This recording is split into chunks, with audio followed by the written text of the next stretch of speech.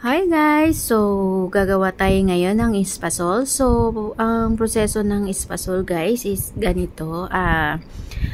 Habang niluluto yung glutinous rice, yung giniling na malagkit is kailangan haluin ng haluin. Nang haluin lang talaga siya. Hindi mo siya pwedeng iwanan dahil mabilis siyang masusunog. So, yan.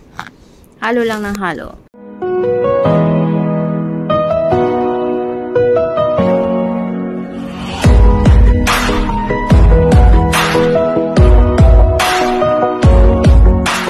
So yun guys, kung mapapansin nyo ay nag-brown na yung ating glutinous rice. And then yung ating coconut milk and sugar, ready na rin. Napakulo ko na rin. So ready na silang i-mix. Ganun lang. Kaso nakakapagod lang talaga kakahalo.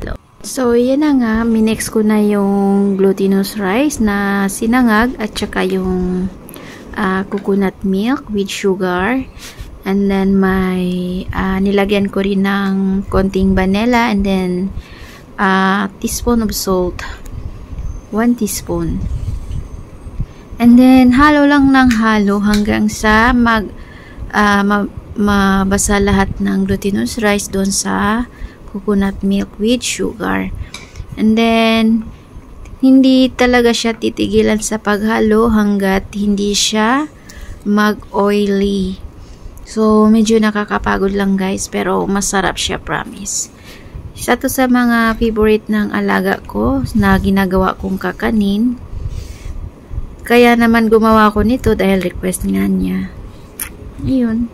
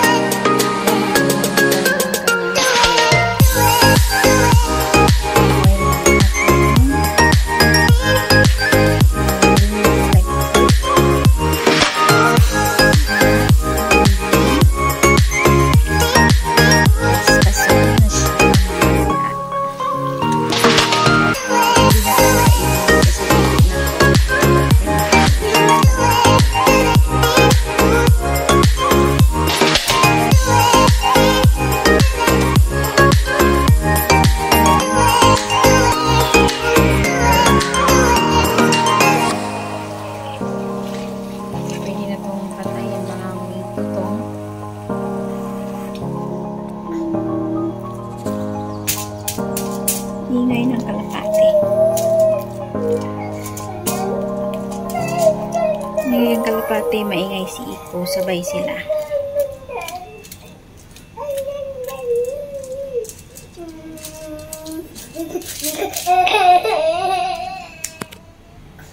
So yun na nga, hindi ko pa siya na mood dun sa kanyang powder. Pero ready na. Ayan na, binubudburan na natin.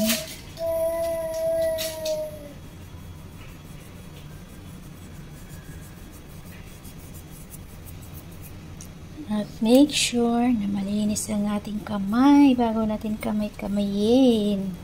Kamay-kamayin. Yung powder lang naman yung kinakamay niya. Siyempre, yung ano, kailangan mo gamitan ng spatula. Yan. Kailangan balot na balot yan.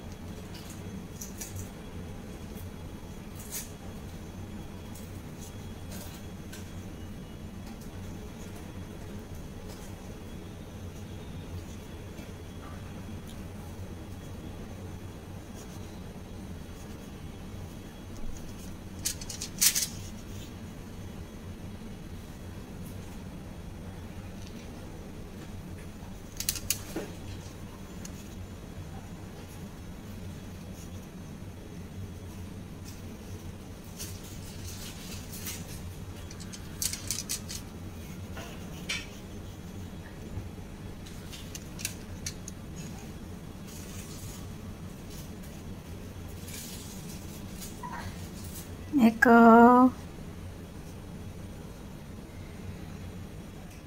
So, ayan na nga. Tapos na yung ating espasol. Uniform na rin natin. So, wish guaranteed. At ito'y hiniling ng aking panganay na alaga. Matagal na araw ako hindi ko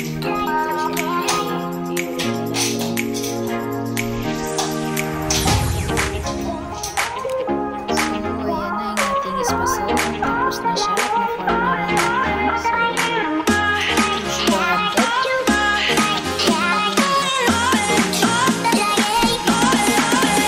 Matagal na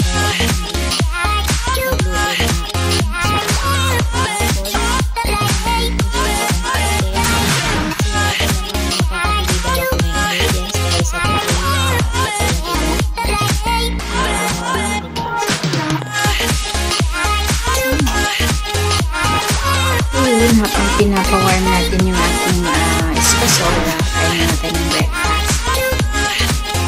Masarap na breakfast sa umaga with black coffee.